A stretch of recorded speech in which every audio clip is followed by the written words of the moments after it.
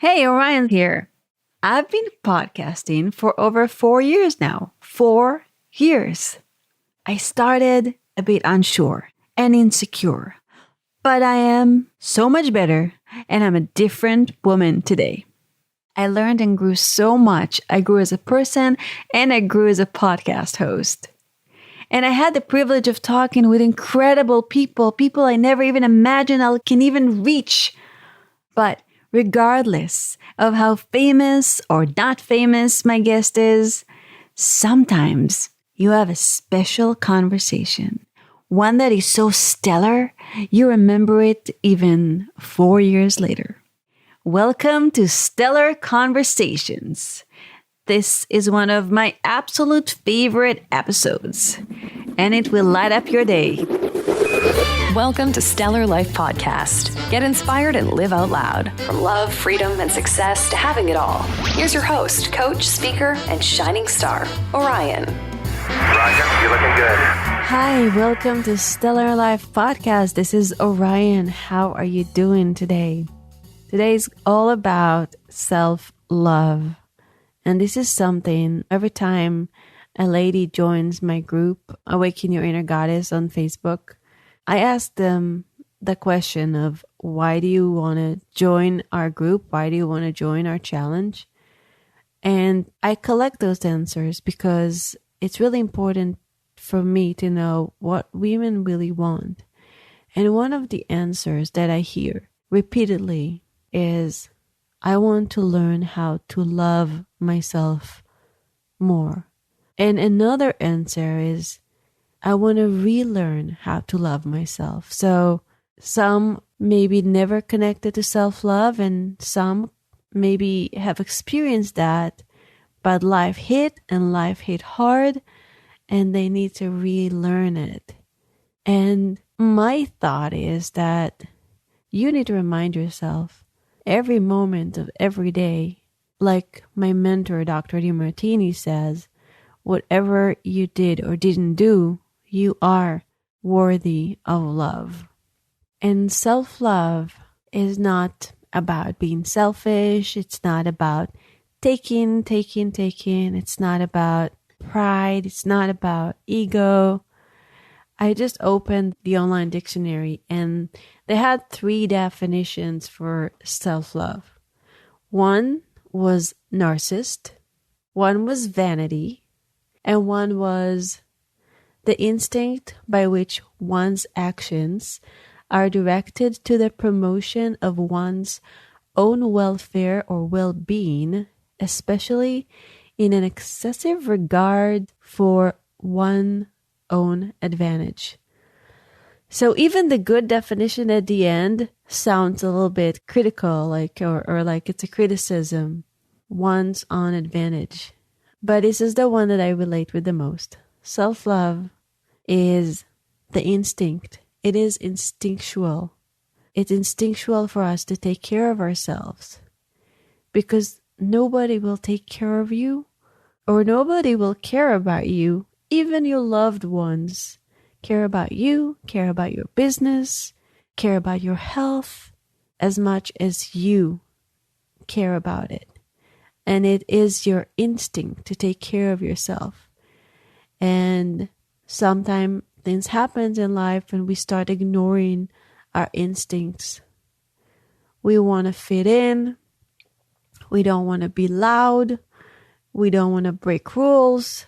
So we numb ourselves not to be different or not to go against what we were supposed to be or our perceived perception of who we need to be in the world. Self-love is taking actions that are directed to promoting your well-being. What does self-love look like? Self-love looks like forgiveness. Many times other people forgive us, but we don't forgive ourselves. And if you did something, or if there is something from your past where you didn't forgive yourself for doing it, it's in the way. And sometimes we're willing to forgive everybody else but ourselves. So if you love yourself, I want you to think about one thing from your past that you did and you regret, and just forgive yourself.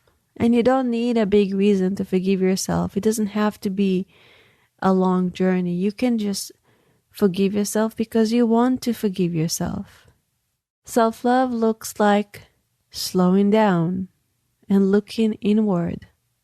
I've been so busy lately. I've been slammed with, beyond my work and everything I need to do, I am also planning my birthday party, which is great. And I have to fly next week because I'm shooting videos for my website, and I have a conference coming up, and I'm planning a trip to Israel. So there is so much on my plate this month. It's pretty insane. It's pretty insane.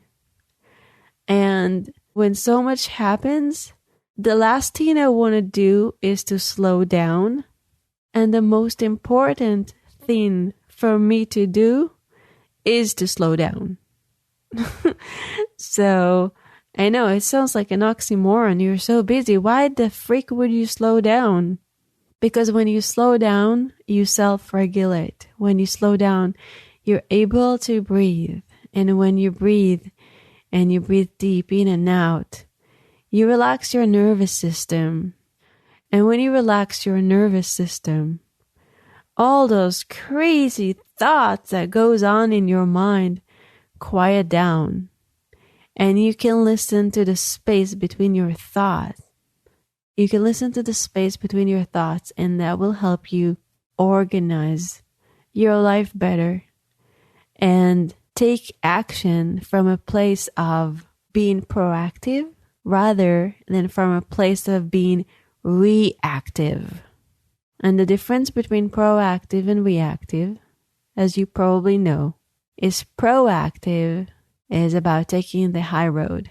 It's about doing something with intention and getting the outcome that you want. Being proactive is being a cause in the matter and taking self-responsibility. But being reactive, which happens when you're tired, which happens when you have so much to do, so much on your plate, so many people that demand so many things from you, and everybody wants you, and everything is pulling you in different directions, and everything screams at you. Your email box is screaming at you. The unwashed dishes are screaming at you. Your cat meows. Your kid is asking something. Your husband needs something. Your family members need so many things, so many demands, so much. And then what happened? You just become reactive. And you react from your lizard brain. You react from that place of more of like an animalistic side. I just have to do it right now, and I'm going to be short with them, or maybe you're short with them, or you're not reacting the way you want to react. You're not reacting from a Zen place. So this is a really important key, and I'm here to remind you something that you know, and you know that when you slow down, that when you are relaxed, that when you breathe, that you can think better and you can act better. You can treat everybody around you better, and you can plan everything and organize everything much, much better. Now, me, myself, I'm very creative, and I have 1,000,001 thoughts that run through my mind at any given time. And only when I slow down, I'm able to function well. And sometimes it works and sometimes it doesn't work. Let's face it.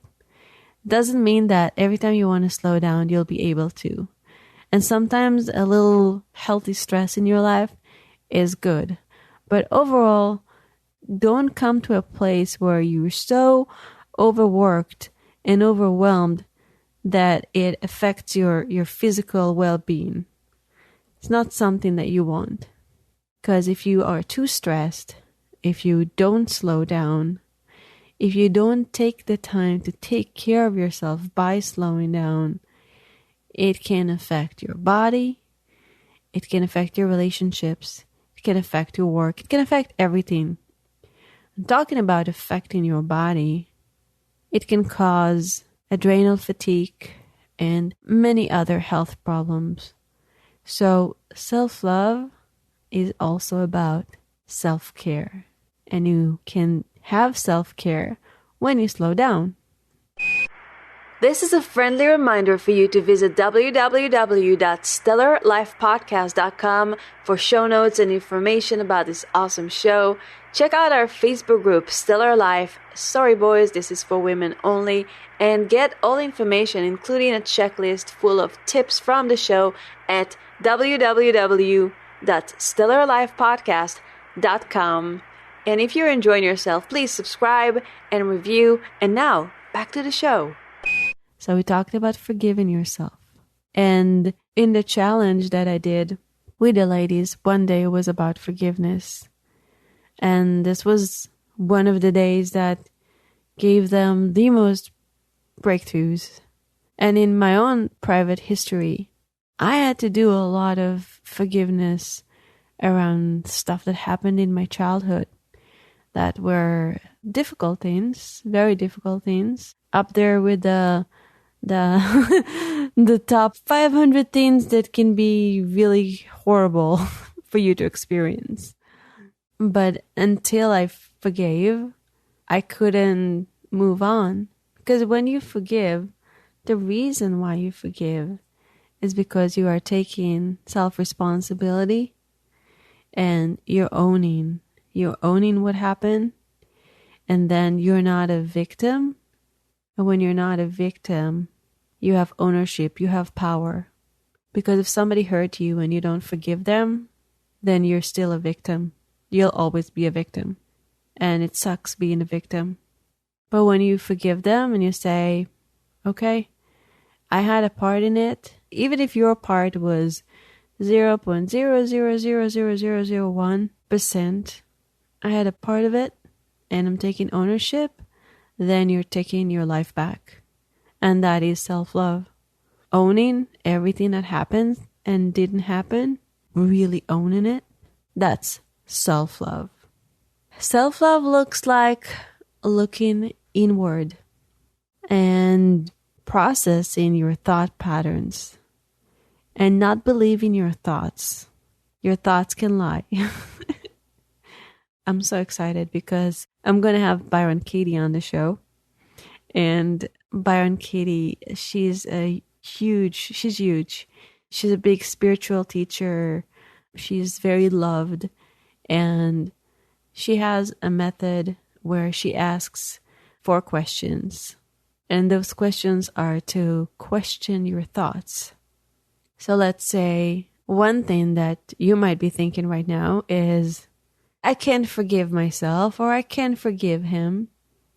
So the first question that Katie would ask you will be, is that true? And you can say, sure, that's true. I can forgive him. And the second one she's going to ask is, are you 100% that this is true? Now, I might not be asking it in the correct, exact way that she's asking, but this is the gist of it. Is that true? Are you 100% sure that this is true? And now this is one of the questions that I love. What would life be like if this thought did not exist in your life? And then there is a turnaround. Now I might be forgetting something, and you can Google Byron Katie and the 4 questions and really get those questions from online. I'll make sure to put them in the show notes on stellarlifepodcast.com, because every episode we have show notes, we have checklists, we have all the information, either of, if it's an episode like this, when I'm talking to you, we'll have some resources there, or if it was with a guest, then all the information of my guest will be on their episode's show notes. So the reason why Byron Katie is asking those questions is to question your thoughts. when you look inward and you analyze your habits, you analyze your patterns, and you understand that thoughts are just something that you created. You can't always trust your thoughts, especially not the negative ones. Only trust your positive thoughts. I'm all about be overly optimistic. That's always good. But with those negative thoughts, doubt them. Really doubt them. And turn them around. Because you came up with those thoughts. So you're the person that can change them. Self-love looks like self-trust. Do you remember a time in your life where you really trust yourself and something magnificent happened? Or you did something and you just trusted the universe and something happened?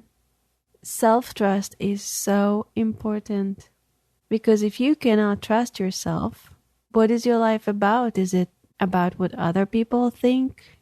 Is it about other people's opinions about you? You're looking for some big guru to tell you what to do and how to live your life?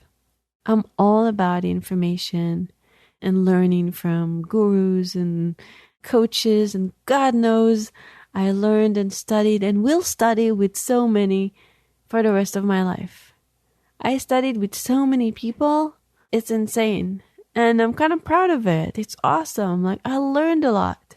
And everybody that I studied with, everybody that I was coached with, gave me something that really, really helped me. And I also know something else. I also know that I need to trust myself and make judgments. You have to try, even with spiritual people. I rub shoulders with the greatest leaders and luminaries of our time.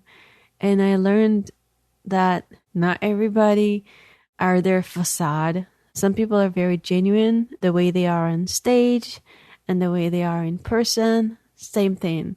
Awesome, genuine people. I love it. Some are the polar opposite. You see them on stage, you hang out with them in real life, and it's like, oh man. No, it's like the Wizard of Oz, where you discover that the wizard is this little man behind a curtain. It sucks, but it's also good to know. And in that case, what I learned to do is to separate the guru from the method and understand that maybe some of the things that they are teaching me are amazing and valuable, and I'm going to take what I need and I'm going to just release what I don't need. And especially the attachment to them being my guide. Because if let's say I signed up to work with somebody and what they're teaching is amazing, but the person is not amazing, I'll have to separate the two and just take what I need. But I can't do it if I won't trust myself. That's why some spiritual leaders are very genuine and heart-driven. And some are cult leaders and they just use tools of hypnotizing the masses and having their followers really depend on them. So you don't want to be dependent on anyone. Not to that extent. I depend on other people to teach me skills that I need and guide me when I need to.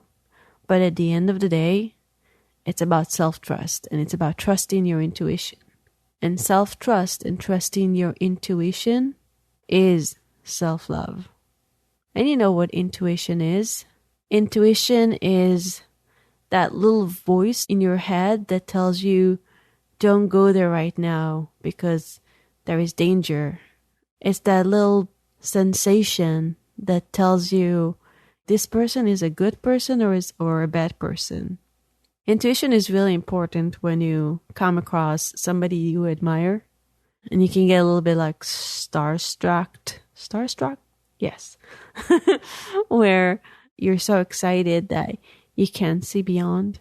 Or it can be with getting into a relationship with somebody toxic because you listen to what they are saying rather than listening to what you are feeling.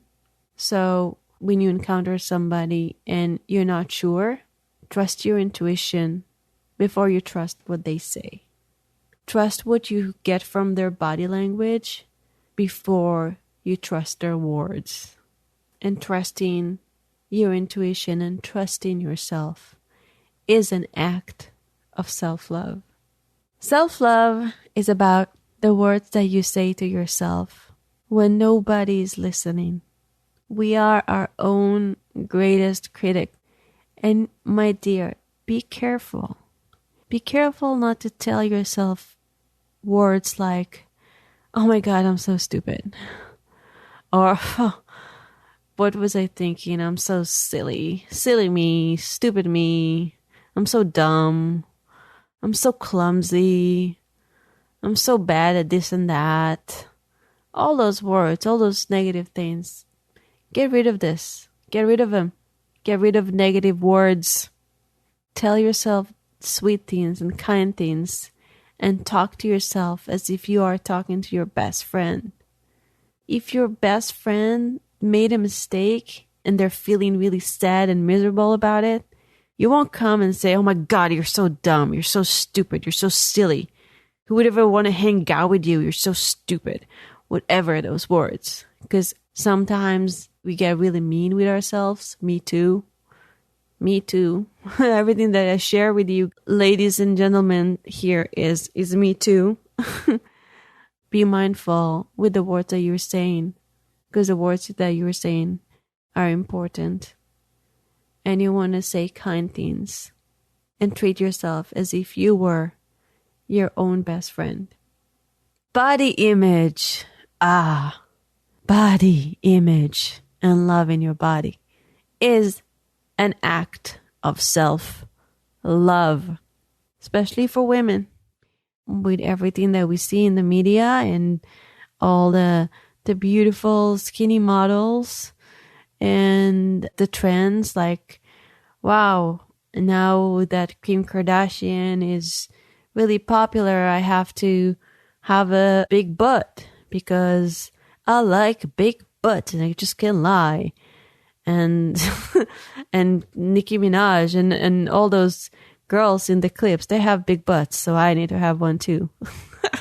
Or when I was young, Calvin Klein and Kate Moss, you know, the super, super skinny models were in fashion.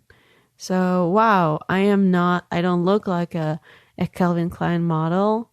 I'm probably not good enough, not beautiful enough. And women have so many insecurities when it comes to their bodies. It's your responsibility to love your body. If you are extremely overweight and you want to take care of your body for health purposes, you should. But this is not what I'm talking about. This is not, I'm just going to accept myself as I am.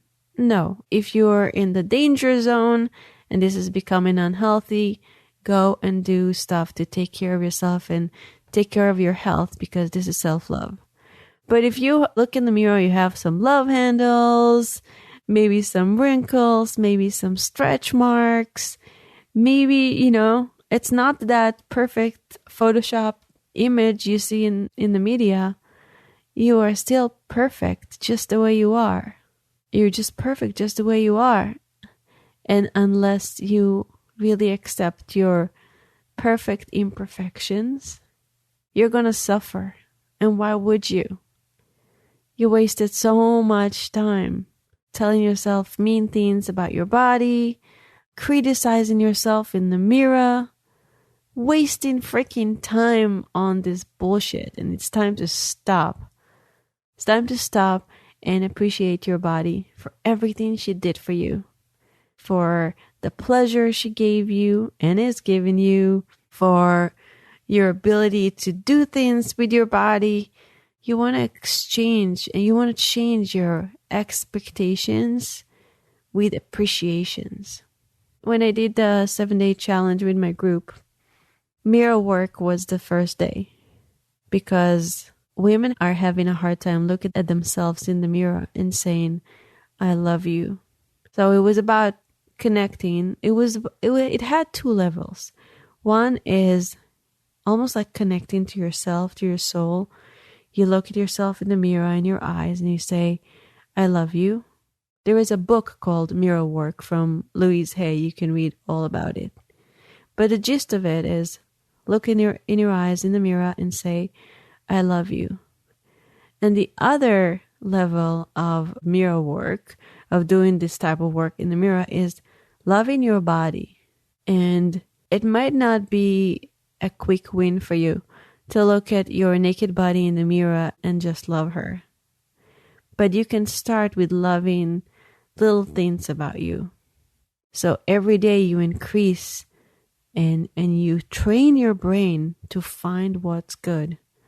You train your brain to find what you love about you. And the more you say it, and the more you focus on loving your body just the way she is, loving and accepting her, the more you'll be able to do it. And then you'll feel liberated. And you know what? When you love your body, somebody else will love your body even more. Because when we criticize ourselves out loud in front of our partners, we actually affect the way our partners look at us. And with my man, in the last year, I've been taking some bioidentical hormones. I had something with my thyroid, and I gained like 10 pounds, which is, I see it. It's very different. Like 10 pounds look very different on me, plus 10 pounds or minus 10 pounds. And I have to say that I felt a little bit more confident when I was a bit skinnier. But I never criticized my body in front of my husband, ever. And when I catch myself doing it, because sometimes I do, I catch myself doing it. I'm like, no. And for every bad thing I tell myself, I say 10 good things. Because this is the balance. For us to believe the good things, we have to say way more good things than bad things. And I still give my body the love she needs and the love she deserves. And I give my love handles. And something that you can do now if you're not driving is touch your belly or a part of your body that you're having a hard time with. And just say, I love you. I thank you. This is a part of you. You can't just freaking hate a part of you. It's a part of who you are. And whatever it is, this part needs love. And the person that can give love is you. You give love. Give the love that you want to receive. Keep giving your body the love. Keep embracing your body and keep caring for your body. And you can care for your body by trying a new, hopefully organic and non-toxic lotion or cream or oil, whatever it is. I also urge you to love yourself regardless of any external situation, whatever you're going through, whether or not you're going through some trouble at work, at home, in your personal relationship, with your health, all those things. They're a part of you, but they are not a part of your value as a human being, as a person. And whatever experience you are experiencing, you are worthy of love. And you need to give yourself that love. And don't wait till you have the perfect amount of money in the bank to love yourself, or the perfect health and fitness for you to love yourself, or the perfect relationship for you to love yourself. This is backwards. You need to start focusing every day, all day long, about loving yourself. And like I said in the beginning of the podcast, loving yourself not from a place of vanity or selfishness, but from a place of self-care and really appreciating the light that you are, because you are. Here are 2 tips before we finish.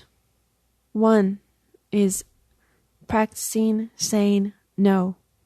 When you love yourself, you practice saying no to things that you don't want to do. If people are trying to force their opinion on you, you say no. Physically, they try to force themselves on you, you say no. They would try to take away from your time. You say no. When you want to practice saying no and being assertive. And say no in an assertive way, in a kind way, in a way that protects yourself and your boundaries, and set those boundaries. Say no to the things that don't serve you. Say no to alcohol. Say no to drugs. Say no to too much sugar. Don't say no to a little bit of sugar. Say no to anything. Say no to toxic people. Say no to juice stealers. Say no to people that try to pick your brain for free. Say no for people that try to take advantage of you. Say no to all of that. And have those, like, protect yourself and put those energetic boundaries around yourself to protect yourself from things that are not good. So practice saying no, but also practice saying yes. Say yes to inviting great people into your life. Say yes to inviting great knowledge and learning more. Say yes to going on hikes and adventures and playing. Say yes to play. Say yes to going to the beach. Say yes to rolling in the snow. Say yes to fun things or even little things that are outside of your comfort zone that can enrich your life. Say yes to something you've never done before that can be great. Say yes to somebody inviting you out for coffee or a sexy date. And practice saying yes to the good stuff. Say yes to the good stuff because life is short. And you want to experience as much joy and love and spirit and excitement as you can. I hope you enjoy this episode about self-love. And if you have more topics that you want me to talk about, if you have questions, that will help me a lot to know what you need, to know what you want me to talk about, because I can just read your mind. So I'll appreciate your communication, and you can email me to my private email. It's orion@orionsmethod.com, and this is ORION at Orion's ORIONS method.com. So email me and let me know if you like this episode, if every topic that I mentioned here is a topic that I can talk about for hours. Like, it's almost like people wrote many, many books about each and every topic that I touched on in this episode, but it's all a part of self-love.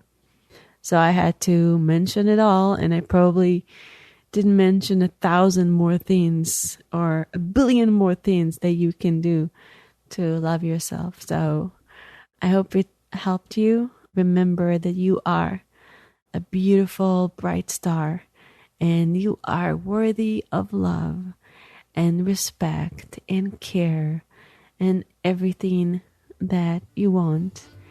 And keep on that focus and keep pursuing self-care and self-love. And until next time, this is Orion signing off. Bye. Thank you for joining me on my mission to light people up and change lives around the world. I hope today's conversation inspires you to step up, go after the life of your dreams, and be who you want to be. If you enjoyed this episode, make sure to go to stellarlifepodcast.com for show notes, transcripts, and other cool stuff. And please subscribe, review, and help spread the word by sharing us on Facebook and Twitter. Have a lovely day, and I'll catch you on the next episode.